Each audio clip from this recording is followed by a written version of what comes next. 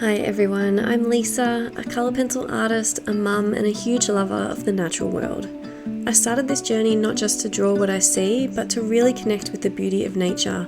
Colour pencils have become my way to slow down, be present and create something meaningful, and it's honestly been so therapeutic. That's why I share these tutorials, to pass on the joy of colour pencil art, whether you're a beginner or seasoned artist looking for inspiration. Today we're drawing this beautiful gorilla, capturing those beautiful, powerful features and soulful eyes in rich pencil detail. If you'd like to draw along with me in real time, this full tutorial is available on my Patreon, where you'll get a reference photo, a full material list, line art ready to print, a real-time video tutorial where I guide you step by step. Whether you're drawing for growth or for peace of mind, I truly believe art can bring so much joy. If that resonates with you, please subscribe to the channel. I'd love to have you here as a part of this creative journey.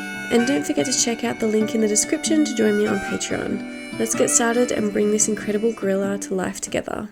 So the first thing we're going to work on is this left-hand eye. I like to start with the eyes just because it gives the piece a little bit of character and it's a good place to build on from. So going with a sharp black pencil, putting in the outline and all the darkest sections, and I go in with a white Holbein pencil, which is a white waxy pencil, just to go over where the very bright highlights are, and then we can start to build in some of the colour in the eye. So I'm using some of the terracotta, red violet, burnt sienna, and then you can start to get darker with the black, making sure to go around that highlight section. I also add some of the sky blue into the black just to help to give it some depth and definition.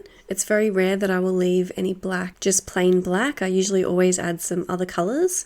Just like this top section here, I'm also adding in some of the walnut brown just to help darken it. And then we can go in and put the right hand eye in. So using the same procedure, I also go in and use a sandpaper sharpener just to make sure I have a really sharp point on my black pencil so I can get some of those really little details in. Make sure that I can be pretty precise with everything. I wanted to wait until we had the second eye in so that we could go in and put the rest of the brow in, and then we'll go in with our solvent and blend it down. So the left hand side of the face is in more light than the right hand side. So the right hand side was a lot darker, so we could get darker with the black and also adding some of the walnut brown in. So the solvent that I used is called Zest It Pencil Blender. If you use a different brand and it works for you, or if you want to use a different brand, it's fine. You don't have to stick with this brand if you're wanting to complete the tutorial. So the way that you use this is just take off the lid and you can dip your brush in, and then I just brush it off on the side of the jar.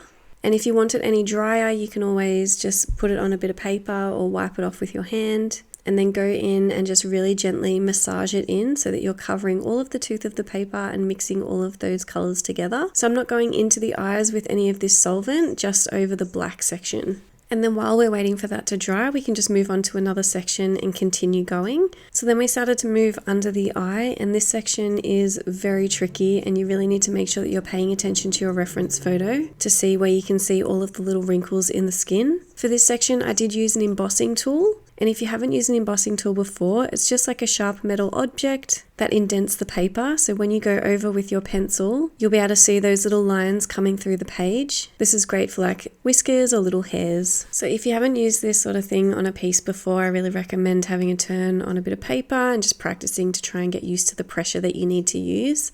But we're just going in and putting a couple of those hairs that you can see, not getting too crazy with it and putting it everywhere. And then I'm just going in with some of the darker colors really, really lightly just to map in where you can see some of those darker lines and wrinkles. This is the walnut brown. And then when you go over those embossed lines, you want to make sure you're holding your pencil really lightly on the side. If you hold it up and have a really hard pressure, you will go into those lines. So it's important to go in with a really light pressure. And just paying attention to your reference photo where you can see all of the dark lines and where all the highlights are.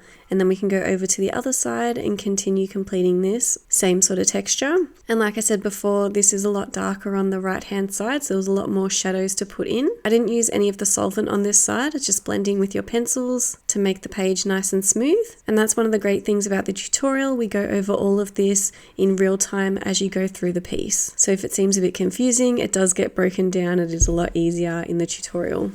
And then next we move up to the top of the head. So this sort of salt and pepper, black and white sort of hair can be quite tricky. But after you have in your really light base layers, you want to go in and start to put down some fur lines with the darker pencils, but you just want to make sure that you're really spacing these out. So doing a couple of clumps together and spacing it out, and then going from light to dark.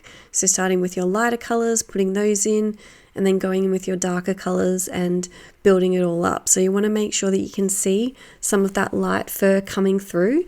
So that's why you want to space your fur strokes out pretty wide, so you're letting all the light in. Then moving on to the nose section and the ridge of the nose, I went in with one of my darker pencils, the walnut brown, and just really lightly marked out where you can see all those really darker wrinkles in the skin. And then I went in with a bit of a base of the gold grey one and the sky blue. Adding the blue in really gives it that sort of shine and makes it look reflective. And then once I had a nice base layer in, then I started from the ridge of the nose at the very top and then just worked my way down using a lot of the cold greys, adding in some of the nougat, walnut brown, getting black in the very, very middle of the wrinkles. I also added in some of the terracotta and also some of the red violet in certain areas, but it's really important to pay attention to your reference photo and just really look at where you can see all those little details in the skin. So for the mouth, I just use the negative space method. So this is just where you go around white sections with your color pencils. So we're not going in with any white waxy pencils or anything else, or we're not going to put our pencil down and then use an eraser to get anything up. We're just going around those light sections on the lip. And I also use some of the embossing tool just in the chin. I did use the solvent to blend this down because it is quite dark. So when you need to go around little embossed lines like this, you just need to make sure that you're using a really small brush.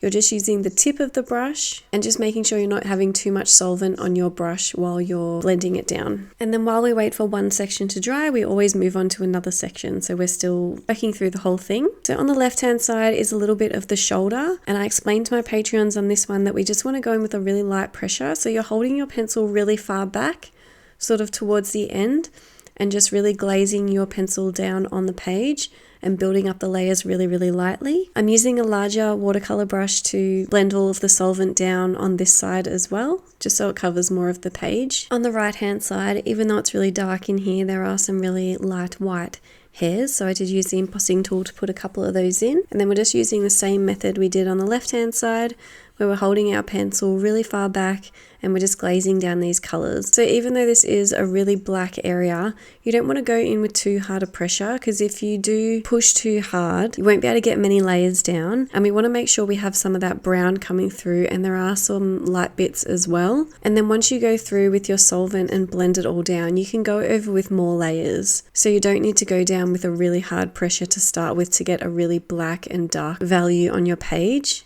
It's just building up the colors really, really gradually. And on this right hand side, it is quite red and brown. So I did add in a lot of the red violet and some of the burnt sienna, walnut brown, and then going over with the black. And always when I finish a piece, I always leave it for a day or so. Just make sure you move away and then come back with fresh eyes, and then you can see where you need to fix any of the values or where you'd like to add things or any changes that you would like to make. And then it was time to take off the tape, and I also use a colour pencil fixative just to ensure that the vibrancy will really last and the pencil won't come up. But I really hope that you like this video and you've learnt something. If you would like to do this one in real time, check me out on Patreon in the description below.